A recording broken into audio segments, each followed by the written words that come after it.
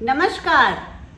मैं हेना प्रसून बहुत बहुत स्वागत करती हूँ आप सबों का अपने चैनल हेना प्रसून एस्ट्रोलॉजी में। ज्योतिष के एक नए कार्यक्रम में आपका स्वागत करते हुए मुझे बहुत खुशी हो रही है। और आइए जानते हैं कि आज के वीडियो में क्या खास है और आज हम किस विषय पर बात करने वाले हैं। देखिए, ज्योतिष शास्त्र एक अथाह सागर है। एज एन एस्ट्रोलॉजर जब हम इस यात्रा को शुरू करते हैं कि मुझे ज्योतिष सीखना है, मुझे ज्योतिष की पढ़ाई करनी है और मैं जानना चाहती हूँ कि इसमें क्या क्या रहस्य छुपे हुए हैं, तो उस समय जो उत्साह रहता है, जोश की पराकाष्ठा रहती है, तो लगता है कि जैसे मैं इस स्टडी को पूरी कर पाऊंगी और मैं पूरी तरह से समझ पाऊंगी। पर जैसे जैसे हमारी स्टडीज आगे बढ़ती है तब पता चलता है कि ज्योतिष शास्त्र के रहस्यों को समझने के लिए ये जन्म पूरा नहीं पड़ेगा और न जाने कितने जन्मों को लेना पड़ेगा कि मैं इसके रहस्यों को समझ पाऊँ और इसे अच्छी तरह से मैं आप सबों को बता पाऊँ। लेकिन मेरी जो भी स्टडीज़ है, मेरी जो भी रिसर्च रही है, जितनी भी मेरी समझ रही है, मैं चाहती हूँ कि आप सबों को इससे अवगत कराऊँ। और इसके पहले कि मैं कार्यक्रम शुरू करूं, मैं आपसे आग्रह करूंगी कि आप मेरे चैनल को सब्सक्राइब करें और मेरे वीडियो को पसंद आने पर लाइक करें तथा वीडियो के लिंक को अपने फ्रेंड्स और फैमिली में शेयर करें।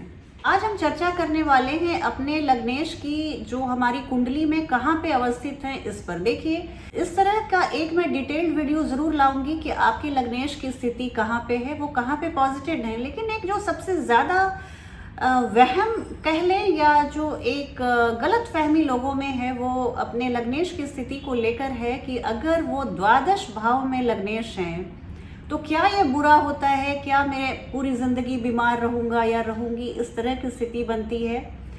पिछले कई दिनों से हमने इस विषय पर बहुत गहन शोध किया और अब मैं बहुत आत्मविश्वास के साथ बोल रही हूँ कि 12वें भाव में अगर आपके द्वादश भाव में लग्नेश हैं, अगर जैसा कि मैं बता रही हूँ यहाँ पर आप फोटो में देख सकते हैं कि अगर आपकी कुंडली किसी भी नंबर से शुरू होती हो, लेकिन अगर इस भाव में आपके लग्नेश हैं, आपके असेंडेंट लॉर्ड हैं, मान लीजिए आपकी कुंडली 3 नंबर से शुरू होती है, तो आपके लग्नेश बुध हुए। और अगर बुध यहाँ पे 2 नंबर में अवस्थित हैं तो आपके लग्नेश 12वें स्थान में, 12वें भाव में अवस्थित कहे जाएंगे।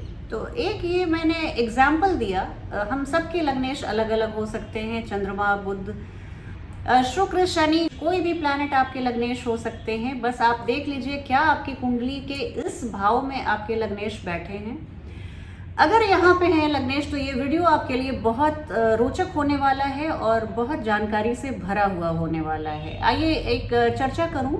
सबसे बड़ी भ्रांति ये है कि अगर हमारे लग्नेश 12वें भाव में है तो क्या मैं फॉरेन लैंड पे सेटल हो पाऊंगा, क्या मैं विदेश में बस सकता हूँ या बस सकती हूँ, क्या मेरी शादी हो जाएगी और मैं विदेश में सदा के लिए रहने चली जाऊंगी।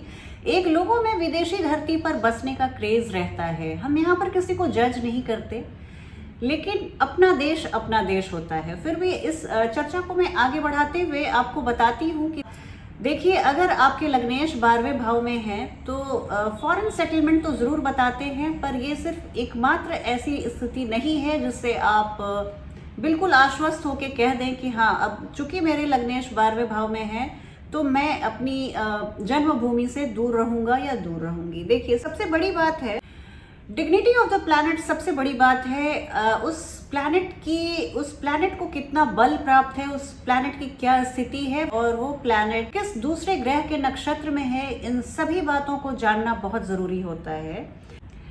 सबसे जरूरी आपके लग्नेश की स्थिति को जानने से ज्यादा जरूरी है कि आपके जो 12th हाउस के लॉर्ड हैं उनकी स्थिति क्या है, उनकी डिग्निटी क्या है और उनके पोजीशन, उनके पावर में, वो अपने पोजीशन में है, अपने पावर में है या बहुत नीच के होकर कहीं कॉर्नर में बैठे हुए हैं। तो इन सभी बातों पर आप जरूर गौर कीजिएगा जब आप अपनी कुंडली को देखें। तो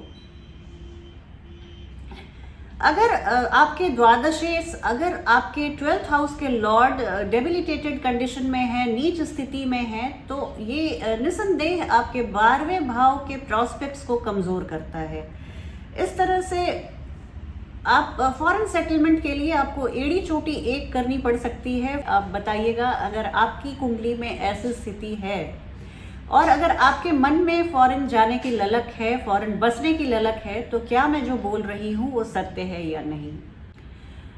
फॉरेन सेटलमेंट की अगर सिर्फ बात कर रही हूँ मैं, तो यहाँ पे फोर्थ हाउस और फोर्थ हाउस के लॉर्ड को देखना बहुत ज़रूरी है। फोर्थ हाउस हमारे घर का होता है, हमारे सुखों का भाव है, और फोर्थ हाउस के लॉर्ड चतुर्थ भाव के स्वामी बहुत मायने में बहुत इम्पॉर्टेंट रोल प्ले करते हैं। अगर आपको विदेश बसने का मन है तो फोर्थ हाउस में या एफ्लिक्शन होना बहुत ज़रूरी है। आपके फोर्थ हाउस के लॉर्ड पे मैलेफिक्स की दृष्टि होनी बहुत ज़रूरी है।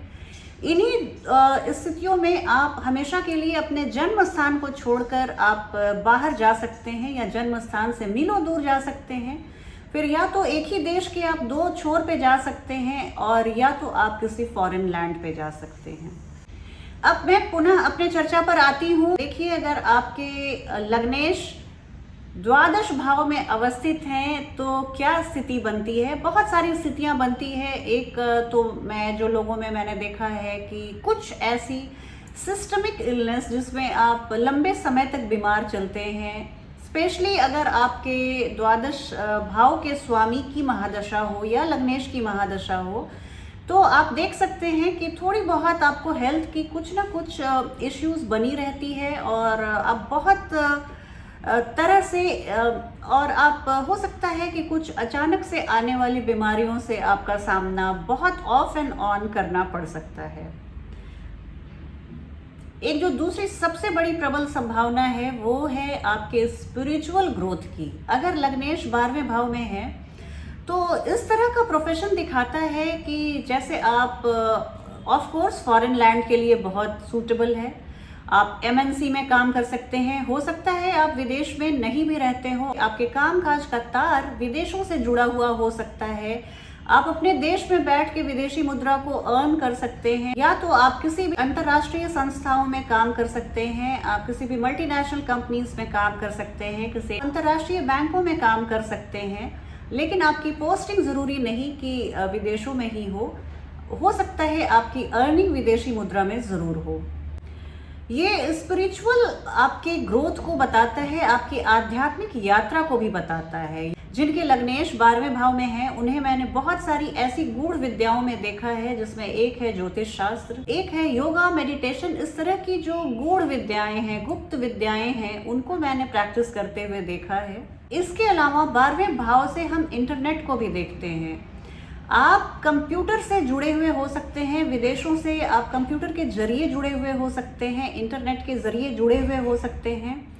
इसके अलावा मैंने यहाँ पे देखा है कि लग्नेश अगर आपके 12वें भाव में है तो आप थोड़े से प्लेजर सीकिंग हो सकते हैं, आप एडिक्शन के लिए प्रोन हो सकते हैं। ये एक बहुत ज़रूरी बात है। अगर हमारे लग्नेश 12वें भाव में है तो हमें किसी भी तरह की लत बहुत जल्दी लग जाती है।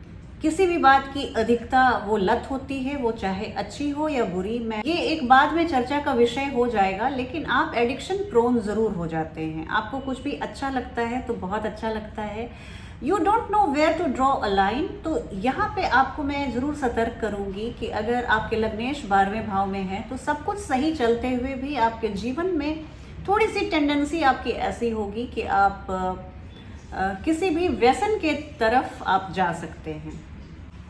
लग्नेश अगर 12वें भाव में है तो व्यक्ति दिन का एक बहुत लंबा समय कंप्यूटर के मॉनिटर के आगे बिताता है।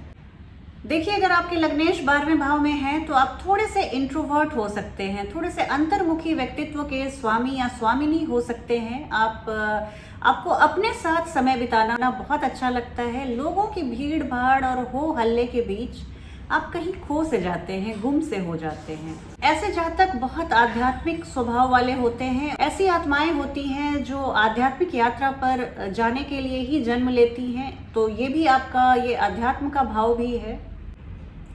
ऐसे मैंने बहुत सारे जातकों को देखा है जो ऑनलाइन कार्यों से जुड़े हुए हैं, वो ऑनलाइन टीचर्स हैं या ऑनलाइन सेलर्स हैं। इस तरह की चीज़ें मैंने बहुत देखी हैं। किसी भी तरह से इंटरनेट से जुड़े हुए और इंटरनेट के माध्यम से दुनिया से जुड़े हुए ऐसे जातक को मैंने बहुत पाया है। अगर आपके लग्नेश 12वें भाव में है तो आप कुछ ऐसे क्रियाकलाप से जुड़े हुए हो सकते हैं जिसमें अधिकांश समय आपका खुद के साथ बहुत एकांत में, बहुत सेक्लूजन में बीतता हो। जैसे आप अकाउंटेंट्स हो सकते हैं, रिसर्चर्स हो सकते हैं, आप थिंकर्स हो सकते हैं, आप राइटर हो सकते हैं। जो भी मैंने इन सभी क्रियाकलापों के बारे में चर्चा की, उसमें व्यक्ति जब तक अकेले ना बैठे, उसके दिमाग में वो थॉट्स नहीं आते हैं, उसके दिमाग में वो रफ्तार नहीं आती जो इन सभी कार्यों को संपादित करने के लिए ज़रूरी होती है। बहुत सारे प्रोग्रामर्स, बहुत सारे डेवलपर्स को मैंने देखा है, उनके लग्नेश 12वें भाव में अवस्थित रहते हैं और वो ज़्यादातर अपना दिन का अधिकांश समय एकांत में बिताते हैं। अपने कार्यों के प्रति पूरी एकाग्रता जितनी चाहिए वो लोगों के बीच, हो हल्ले के बीच, भीड़ भाड़ के बीच संभव नहीं हो पाता। राइटिंग, पेंटिंग और आर्ट के लिए भी मैंने देखा है कि ये भी हम बहुत एकांत में रह के ही इन सभी कार्यों को संपादित करते हैं। तो ये भी अगर आपके लग्नेश 12वें भाव में है तो आप इन सभी कार्यों को बहुत अच्छे से संपादित कर सकती हैं और आप बहुत अच्छे से संपादित कर सकते हैं।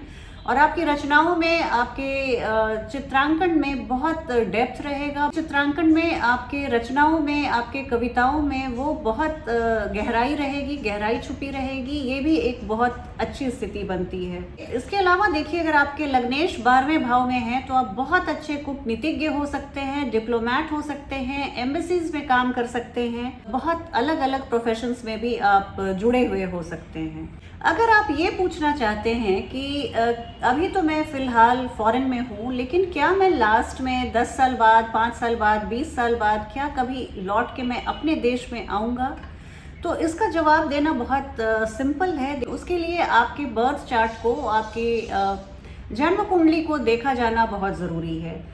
यहाँ पे देखिए, एक बहुत पर्टिकुलर तरह की एक म्यूचुअल इंटरैक्शंस होनी चाहिए। उन भावों के स्वामी किस घर में है, किस प्लैनेट के लॉर्डशिप में है, किस नक्षत्र में है और उनके नक्षत्रों का लॉर्ड कौन है। तो 12वें भाव के स्वामी का नक्षत्र कौन सा है, ये जानना बहुत ज़रूरी है। और अगर 12वें भाव के नक्षत्र के स्वामी चतुर्थ भाव में बैठे हुए हैं तो निसंदेह आप कुछ समय के लिए आप ज़रूर फॉरेन जाएंगे, आप काफ़ी वहाँ नाम कमाएंगे, पैसे कमाएंगे, लेकिन अंततः आप सेटल अपनी कंट्री में ही होंगे और पुनः लौट के आप अपने जन्मभूमि को आएंगे।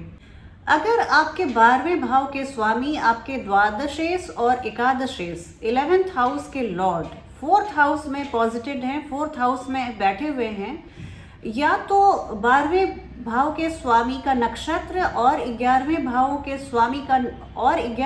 के स्वामी का नक्षत्र लॉर्ड चतुर्थ भाव में बैठा हुआ है, तो आप निसंदेह फॉरेन से आप जिस कार्य के लिए गए हैं, जो भी आपका पर्पस है, वो पूरा करके आप निसंदेह अपनी जन्मभूमि को लौटेंगे। आज की वीडियो में इतना ही। आप मुझे कमेंट करके ज़रूर बताइएगा आपकी कुंडली में इनमें से जितने योग बताए, जितने कॉम्बिनेशंस बताए, कौन से योग आपकी कुंडली में बनते हैं। आप इससे मुझे ज़रूर अवगत कराएं। मुझे आपके कमेंट्स और सुझावों का इंतज़ार रहता है। उन्हें पढ़कर मुझे हार्दिक खुशी होती है, हार्दिक प्रसन्नता होती है।